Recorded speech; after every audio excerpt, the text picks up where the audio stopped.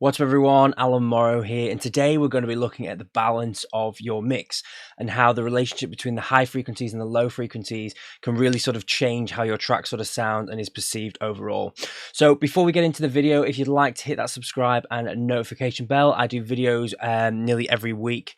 So if you'd like to see more content like this, then be sure to check out the other videos as well that I've done. And also, if you'd like to support the channel, you can do that at alanmorrowstudios.com, where there's plenty of tutorials on everything trance-based, from mixing, mastering, ideas, sound banks, templates, everything you can think of when it comes to trance production. So if you'd like to go check them out, you can do that as well. That's at alanmorrowstudios.com.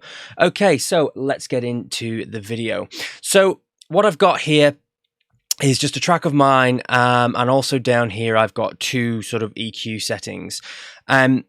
What the whole point in this video is to sort of show you how important it is to get the balance between your highs and your lows really important. Now, obviously, there's a lot more to it than just doing that in your track, but I just want to concentrate on these two things today.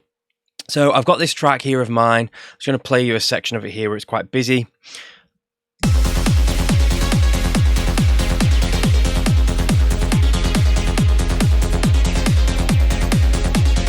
So quite a nicely balanced track. But what I want to show you is, if you've got your highs and your lows and they're off, and it can only be sometimes just a couple of dB here and there, it can really transform the way your whole track sounds, either for the better or for the worse, obviously.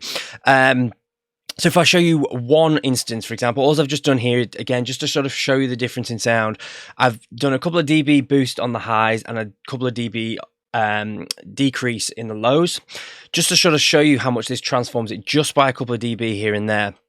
And you'll be, when I turn this one on, what you're going to notice is the track starts to sound a lot thinner, because if your track's got too many highs and not enough lows, you're going to get that sort of thinner sound. It's not going to sound full.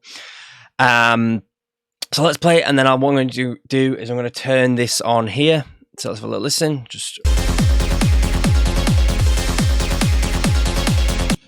If I just loop it again.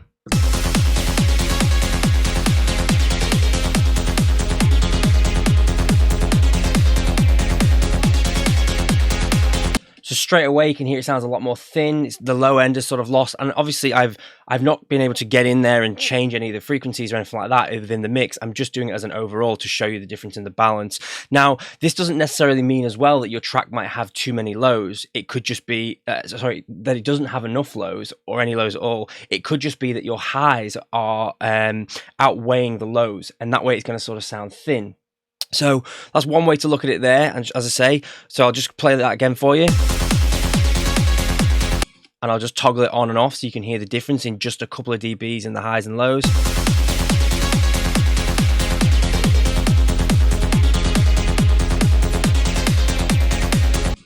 So that's one way, and that's one thing that I see with clients as well when I'm listening to their mixes, is it's generally one or two ways really. There's obviously other mistakes and stuff like that and other things that can be improved within a mix, but one of the major things I see is either there's too much high end going on in the track, and it starts to sound a bit thin, or there's too much low end energy and it starts to sound a bit dull. So what I've got here is another EQ curve where I've basically flipped it so you can sort of hear what this does to the mix as well. And again, just a couple of dB boost in the low end and bringing the tops down a couple of dB, and listen to how much sort of it makes the track sound muddy.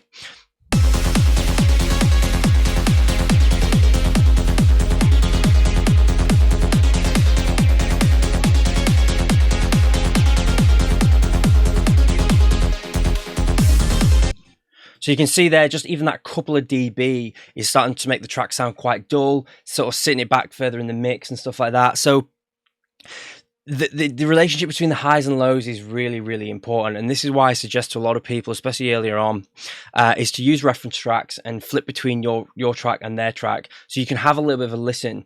I always suggest using your ears. It's a longer process, but it's better to train your ears. There obviously is visual aids that you can use for this, things such as span, but I don't always think that spans I guess gives the full story when it comes to your sounds and what sort of sounds are working and whatnot.